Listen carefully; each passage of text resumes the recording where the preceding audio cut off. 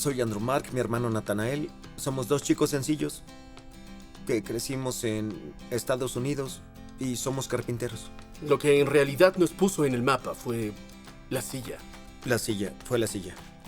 Tenía el plan de usar tal vez cedro, que es clásico.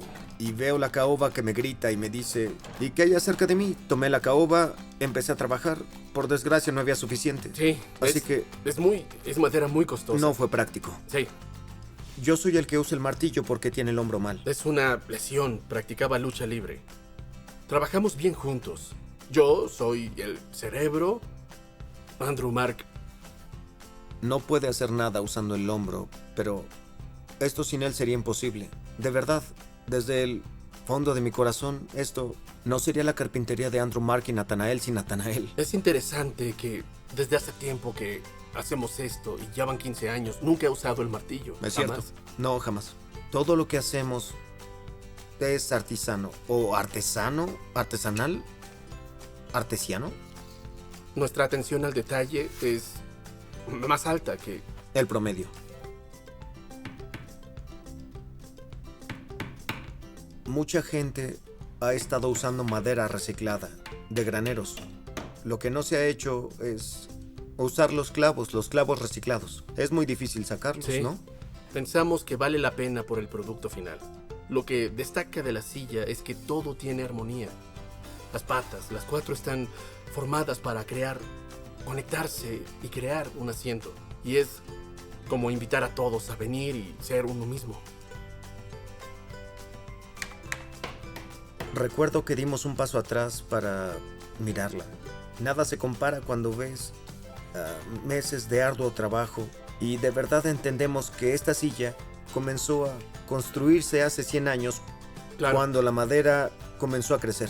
reconocemos eso. Cuando compras una silla de Andrew Mark y Nathanael, estás comprando algo más que una silla. Sí, mucho más. Es seguridad que va de la mano con lo artesanal, que significa lo artístico, lo científico. Si quieres seguirnos en @AndrewMarkNathanielWoodworking en Instagram, no solo verás fotos de lo que hacemos, sino también del corazón. Somos dos chicos que hacen una diferencia en este mundo. Un clavo a la vez.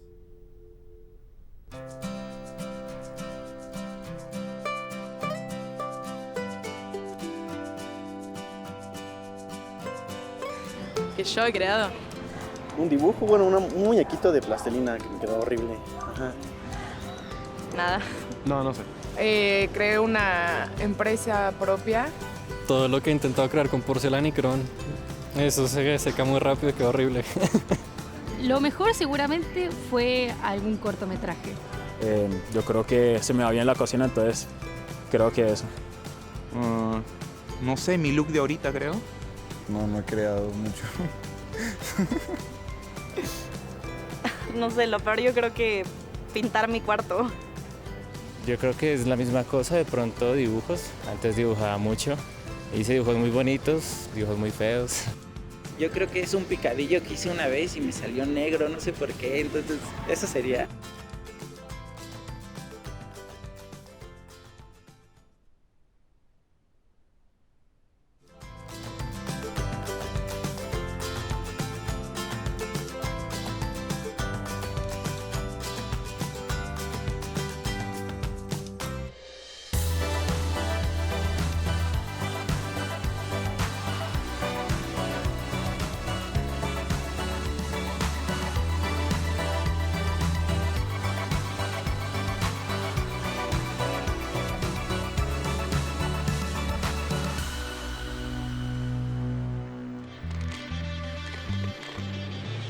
Si el cristianismo tuviera un logo, coincidiríamos en que sería la cruz. En todo el mundo vemos cruces, en letreros, arquitectura, joyas, moda y tatuajes. La cruz se usaba en el siglo I para ejecutar a criminales, pero en la actualidad es el símbolo de Jesús. Generalmente, la gente famosa es recordada por las cosas grandiosas que hicieron durante su vida. Pero Jesús parece también ser recordado por su muerte. Sí, pero ¿por qué la muerte de Jesús en la cruz nos importa ahora? Pablo dijo en el Nuevo Testamento sobre el Hijo de Dios, refiriéndose a Jesús, quien me amó y dio su vida por mí. Jesús murió porque te ama a ti. Esa es la razón de la cruz. Es el increíble amor de Dios por ti y por mí. Jesús murió por nosotros. ¿Qué significa esto? ¿Por qué tuvo que morir? ¿Cuál era el problema?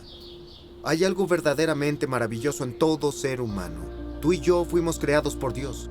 Significa que no eres un accidente. Y toda persona es hecha a la imagen de Dios, a la imagen del Creador. Los humanos tenemos un don extraordinario para el amor, la bondad y creatividad. Pero está el otro lado de la moneda.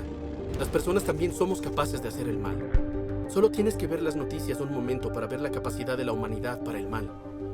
Y no podemos decir, bueno, hay personas malas y hay personas buenas, porque es más complejo que eso. La Biblia usa una palabra para describir esta parte de la humanidad: pecado.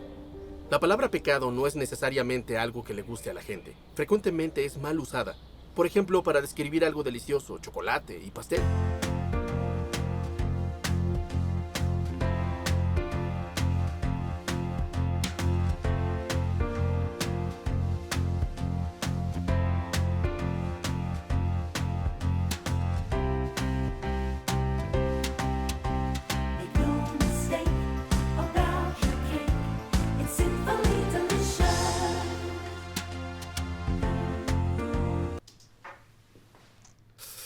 Oigan, no creo que sea lo mejor eso de delicioso y pecaminoso. No es el mejor eslogan. No. Tiene una mala connotación. ¿Sí? Se me ocurre algo como: tu amor es fiel como un pastel. Eso, me gusta. O el que habías dicho antes. Bam, bam, pastel y no pan, pastel de chocolate. El pecado en la Biblia no se describe de forma positiva. Se usa para describir lo malo en nuestra vida. No hablamos de errores accidentales como comer mucho chocolate o algo parecido. Estamos hablando de nuestra tendencia natural hacia el egoísmo, de una forma de actuar que va en contra de lo que es mejor en las relaciones que valoramos y de nuestro bienestar. Pablo escribió: pues todos han pecado y están privados de la gloria de Dios. Significa que el pecado no es solo una cuestión para algunos. Es algo que está dentro de todos. Sé que he hecho cosas en mi vida de las que me arrepiento. He lastimado, incluso a los que amo. Sí, creo que si fuéramos honestos, todos hemos hecho cosas malas. Hemos pecado. Ninguno quiere ser llamado pecador. Si eres como yo, podrías pensar: sí, no soy perfecto. Sé que hago cosas malas, pero comparado con muchos, no soy tan malo. Sí, pero el problema con esa comparación es que el cristianismo no nos enseña eso del pecado. Dios no comparte nuestra clasificación, no nos compara entre sí para ver si somos pecadores. Comparados con la medida de Dios, estamos muy lejos. Somos pecadores, estamos en la misma posición. Somos personas necesitadas de perdón. Y si todos somos pecadores, ¿por qué importa? Si estamos en la misma situación, ¿cuál es el problema? El problema es que hay consecuencias por nuestro pecado. Entonces, ¿cuáles son las consecuencias de nuestro pecado? La primera es la contaminación. Igual que la contaminación del ambiente es un problema, Jesús dijo que es posible contaminar tu vida. El pecado contamina nuestro corazón, envenena nuestra relación con los demás y nuestra relación con Dios. La segunda, el pecado nos domina. Tiene una cualidad adictiva, puede destruir nuestras vidas. Jesús dijo: todo el que peca es esclavo del pecado. Por ejemplo, si te drogaras con heroína por un tiempo, te volverías adicto. Pero no sucede solo con las drogas.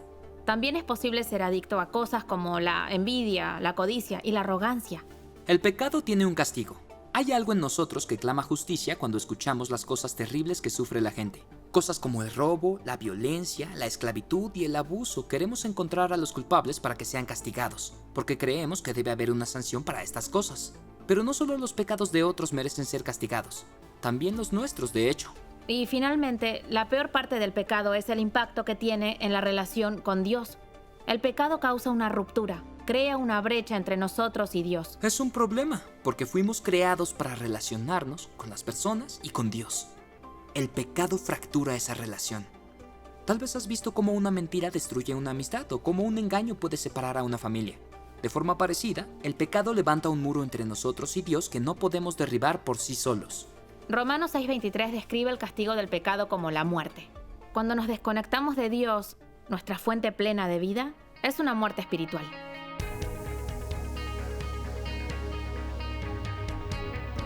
Uy, malísimo. No creo en el pecado. Son cosas chiquitas, por ejemplo, desde mentiras que puedes considerar como inocentes. Que a la gente le falta empatía. Wow, creo que está en todas partes. Yo creo, lo que sí creo es que hay gente mala que hace cosas malas. Pues yo el pecado lo asocio con la injusticia.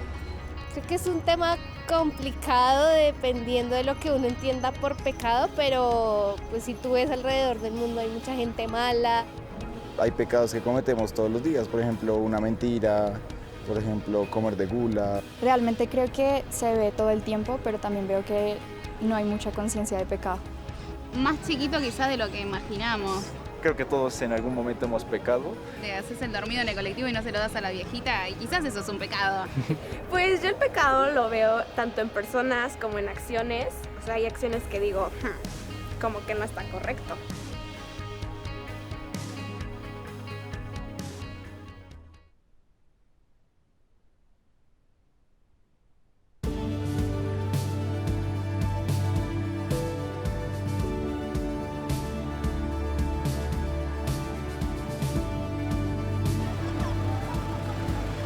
La cruz nos muestra que Dios ama este mundo, que te ama a ti, y nos muestra que ha hecho algo con el problema del pecado.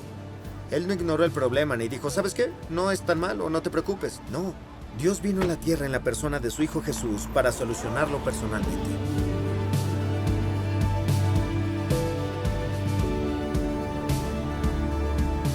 La muerte de Jesús en la cruz es la solución de Dios para el problema del pecado. Uno de los amigos más cercanos de Jesús, Pedro, lo describió así. Dijo, Él mismo, refiriéndose a Jesús, en su cuerpo llevó al madero nuestros pecados. Por sus heridas ustedes han sido sanados. En otras palabras, debido a las heridas de Jesús, podemos sanar. Él recibió las consecuencias de nuestro pecado en sí mismo. Se ha descrito como la autosustitución de Dios. Dios mismo te sustituyó a ti. Jesús murió en tu lugar. El 31 de julio de 1941, sonaron las sirenas del bloque de celdas 14 en el campo de concentración de Auschwitz, porque un prisionero había escapado. Como castigo, los guardias eligieron al azar a 10 hombres para morir de hambre en aislamiento. El 9º hombre seleccionado era Francis Gajownichev, y cuando lo eligieron empezó a gritar, «¡Mi esposa, mis hijos! ¡No los volveré a ver!». En ese momento, otro hombre se levantó y se ofreció a morir en su lugar. Y para asombro de todos, su oferta fue aceptada. Era un sacerdote católico llamado Maximiliano Kolbe. Fue llevado con los otros 9 al búnker de inanición. Después de 15 días seguían con vida, así que ese día, 14 de agosto de 1941, los mataron con la inyección letal. 41 años después, el 10 de octubre de 1982, la muerte de Maximiliano Kolbe fue puesta en su justa perspectiva en la plaza de San Pedro, Roma, frente a una multitud de 150,000 personas. El Papa Juan Pablo II describió la muerte de Maximiliano Kolbe de esta forma. Dijo, fue una victoria como la que ganó nuestro Señor Jesucristo. Ser ejecutado en una cruz era la cumbre del dolor. Pero el Nuevo Testamento no se centra tanto en el sufrimiento físico de Jesús, más bien se centra en su sufrimiento espiritual, al soportar el peso de nuestro pecado. Escuché esta explicación. Esta mano nos representa a ti y a mí, tu vida y mi vida. Y este libro representa lo que hemos hecho mal, el pecado que crea una barrera entre nosotros y Dios. Esta mano representa a Jesús. Jesús no hizo nada malo. Tuvo una vida libre de pecado, no hay barrera entre él y su Padre Celestial. Hay un versículo en el Antiguo Testamento que profetizó la muerte de Jesús y dice, todos andábamos perdidos como ovejas, cada uno seguía su propio camino. Y continúa, pero el Señor hizo recaer sobre él, en Jesús, la iniquidad de todos nosotros. En la cruz, Jesús cargaba tus pecados y mis pecados. ¿Te das cuenta lo que nos dio? Libertad, para tener una relación con Dios. Los resultados de la cruz son increíbles. La cruz y la resurrección son un hecho. Es como un diamante hermoso, tiene distintas caras. A mí me gusta verlo como una hermosa cebolla, por las capas de significado. ¿Una hermosa cebolla? Sí. Hablemos de algo hermoso. Las cebollas no son hermosas, los diamantes sí, son muy hermosos. También las cebollas, Ben. Yo no... pero, Tratamos de describir los diferentes ángulos, perspectivas y capas de la cruz. Creo que las cebollas y los diamantes lo ¿Sería captan. mejor hablar de diferentes perspectivas? ¿De verdad? Si quieres, siempre que estemos de acuerdo en que ambas son analogías válidas. Cebolla, diamante, es lo mismo para mí. De acuerdo. Sí, me quedo con el diamante. Claro. Sí. Me siento bien con eso. Muy bien. Cuando la luz incide en un diamante de cierta forma, lo ves de un modo. Y cuando incide de otra forma, ves otra parte de su belleza. Cuando consideramos todo lo que Jesús ha hecho en la cruz, revela muchas cosas. Primero revela lo mucho que Dios te ama y lo preciado que eres para Él. Nunca te debes sentir insignificante o sin valor porque la cruz nos recuerda lo valioso que somos para Dios. La cruz también habla de sufrimiento. Nos muestra que Dios no está sentado en una nube en alguna parte, observando el sufrimiento aquí abajo. No. A través de Jesús vino a nuestro mundo a sufrir por nosotros y ahora sufre a nuestro lado. La cruz también nos dice que los poderes del mal han sido derrotados y la resurrección nos dice que la historia finalmente termina bien. Gracias a la cruz, el castigo del pecado fue pagado. Nuestra culpa fue eliminada. La deuda que teníamos fue cancelada.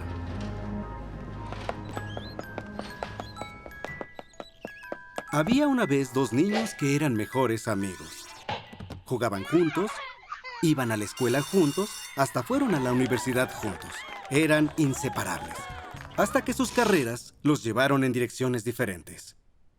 Uno se volvió abogado, el otro criminal. Mientras uno era ascendido a juez, el otro cada vez se arraigaba más en la vida del crimen. Con el tiempo, el criminal fue atrapado y enviado a juicio. En el fatídico día en el tribunal se encontró cara a cara con su antiguo amigo, el juez. Ahora, el juez tenía un dilema. Quería a su amigo, pero tenía que hacer justicia. Así que le dio una multa digna del delito. Era una multa cuantiosa. No había forma de pagar lo que debía. Pero entonces, el juez se quitó la toga, se acercó a su amigo e hizo un cheque cubriendo el pago. Pagó la multa él mismo. Lo que Jesús hizo por nosotros es más asombroso que lo que el juez hizo por su amigo. La deuda era mayor, era nuestro pecado, y el amor que demostró era más grande porque le costó la vida. Y el resultado, aún mejor. Su perdón absoluto se puso a tu disposición y a la mía.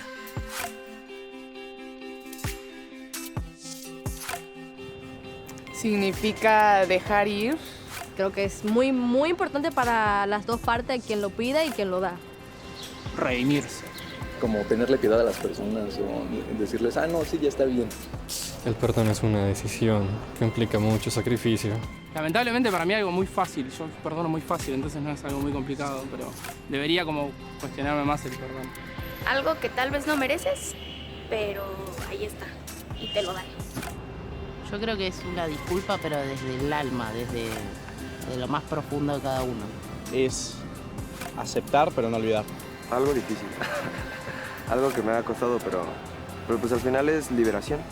El perdón significa yo mismo perdonarme, no tengo que tener el perdón de la otra persona, sino yo decirte, che, te perdono, pero para yo soltar la mochila que tengo encima.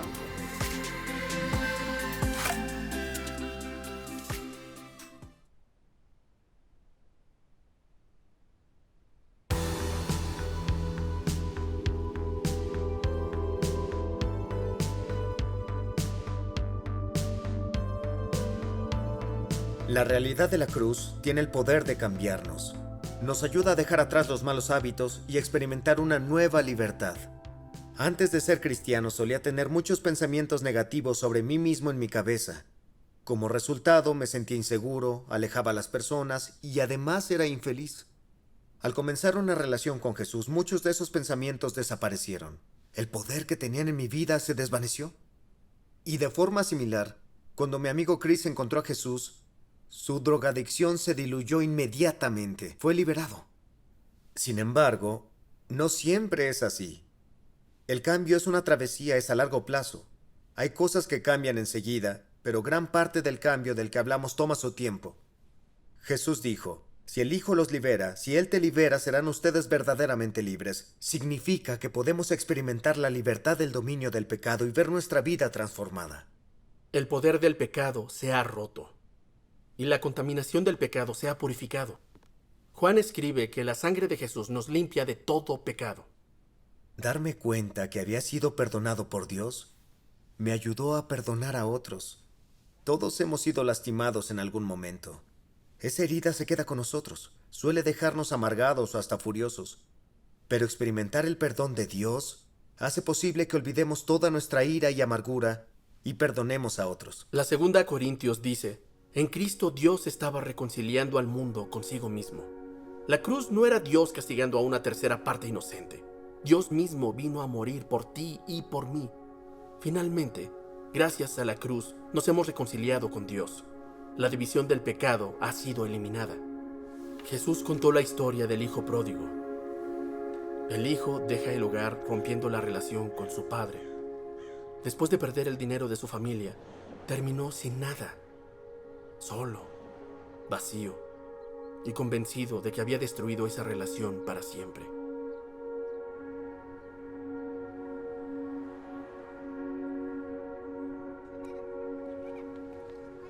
Al borde de la desesperación, el hijo decide regresar a su hogar, con la esperanza de poder ganar un salario trabajando en el negocio de su padre.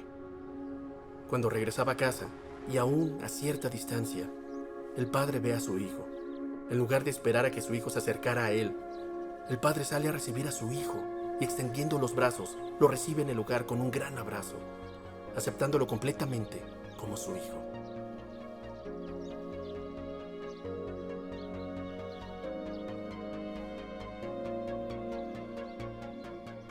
Y esta historia es para ti. Sin importar lo que hayas hecho, cuando vuelves, cuando te acercas a Dios, Él corre hacia ti y Él te abraza. Dios te ama a ti. Jesús murió por ti y a través de la cruz somos invitados a tener una relación con Dios. Entender todo esto y experimentar esto transformó totalmente mi vida y también puede transformar la tuya.